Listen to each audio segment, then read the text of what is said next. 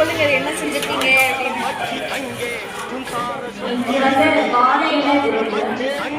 தாமரை இலை பாயசம், கேரட் சீனி, காய் பொரியல்,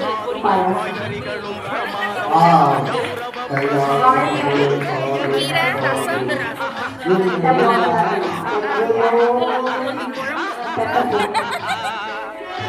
அது ரசம், தயிர் சாதம்,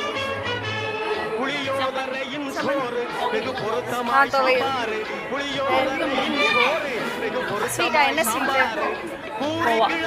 பால்கோவா. பால்கோவா எப்படி செஞ்சீங்க? பரவாயில்லையே. Super super super.